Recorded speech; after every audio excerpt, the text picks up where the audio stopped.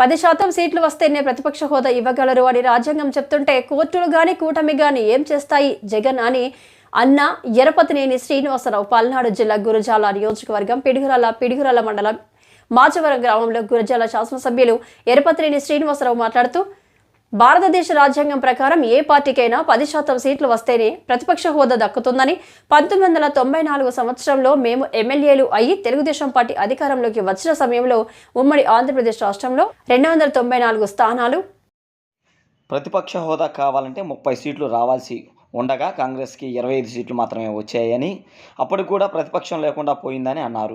ఈరోజు వైఎస్ఆర్ కాంగ్రెస్ పార్టీ ప్రతిపక్ష హోదా కావాలంటే 18 సీట్లు ఉండాలని, వైఎస్ఆర్ కాంగ్రెస్ పార్టీకి 11 సీట్లు మాత్రమే వచ్చాయని అన్నారు. అధికారంలో ఉన్నప్పుడు అడ్డగోలుగా పనులు చేయకుండా ఉంటే ప్రజలు కనీసం ప్రతిపక్ష హోదా అయినా ఇచ్చి ఉండేవారని ఎరపతినేని అన్నారు. ప్రతిపక్ష హోదా కోసం కోర్టుకు పోయాడు. శాసనసభలో ఉన్న సీట్లలో 10% మంది గెలిస్తే ఆ పార్టీ ప్రతిపక్ష హోదా ఉంటుంది. 1994లో కూడా మేము మొట్టమొదటిసారి ఎమ్మెల్యేలు అయినప్పుడు ఉమ్మడి ఆంధ్రప్రదేశ్లో 294 సీట్లు ఉన్నాయి. ఆ రోజు అంటే 30 సీట్లు వస్తే ఆ రోజు కాంగ్రెస్ పార్టీకి ప్రతిపక్ష హోదా వచ్చేది. కానీ 26 సీట్లే వచ్చినాయి ఆ రోజు కాంగ్రెస్. ఆ రోజు ప్రతిపక్ష హోదా లేదు. ఈరోజు కూడా 11 సీట్లే వచ్చినాయి. ఈరోజు కూడా 18 సీట్లు పైన వస్తేనే ప్రతిపక్ష హోదా వచ్చింది. ఇది టెక్నికల్ పాయింట్. దానికోసం కోర్టుకు పోతే కోర్టులు ఏం చేస్తాయి?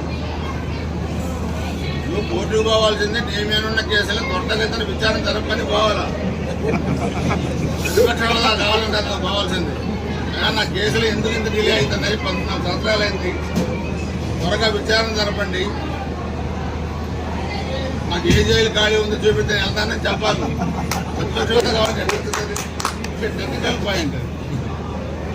అధికారంలో ఉన్నప్పుడు ఒళ్ళు దగ్గర పెట్టుకుంటే కలిసి ప్రతిపక్ష హోదాన్ని వచ్చేది. ఒళ్ళు దగ్గర పెట్టుకోలేదు కాబట్టి ప్రతిపక్ష హోదా కూడా లేదు. ఇంకా ఓడిపోయినా కూడా సిగ్గు లేకుండా రౌడీ షీటర్ చనిపోతే యాగి చేశాడు, కానీ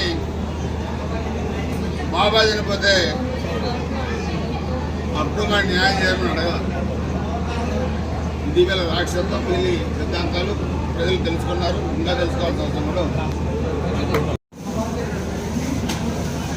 అంటే అసహనం, అంతులేని అధికారాలని అనుభవించి లక్షల కోట్ల రూపాయల దోపిడీ చేసిన తర్వాత పదవి పోతే దాన్ని తట్టుకోలేరు అందరూ కూడా. సో అందుకే ప్రజలు కూడా ఆలోచించాలి. రాష్ట్రం పూర్తిగా కూడా ఆర్థికంగా నిర్వీర్యమైపోయింది. ఈరోజు దాన్ని మరలా ప్రగతి పట్టాలపై ఎక్కించాలంటే చాలా కష్టపడాల్సిన పరిస్థితులు వచ్చినాయి. కేంద్ర సహకారం కూడా తీసుకోవాల్సిన పరిస్థితి వచ్చింది. పెన్షన్లు కూడా చూస్తే చంద్రబాబు నాయుడు గారు 2014 ముఖ్యమంత్రి అయ్యేటప్పటికి 200 రూపాయల పెన్షన్, దాన్ని 1000 రూపాయలు చేశారు. మరలా ఎన్నికల నాటికి 2000 చేశారు. జగన్మోహన్ రెడ్డి చెప్పాడు నేను 3000 చేస్తానని. కానీ దాన్ని అంచెలంచెలుగా 250 పెంచుకుంటూ వచ్చాడు. మొన్న మేనిఫెస్టోలో తెలుగుదేశం కూటమి అధికారంలోకి వస్తే 4000 రూపాయలు పెన్షన్ చేస్తా ఉన్నాం. అది కూడా ఏప్రిల్ నుంచి అమలు చేస్తామంటే మొత్తం 7000 రూపాయల పెన్షన్ ఒకేసారి ఇచ్చాం. ఎక్కడ కూడా మేము పార్టీలు చూడలే, ఒక పెన్షన్ కూడా మేము తీసేలా.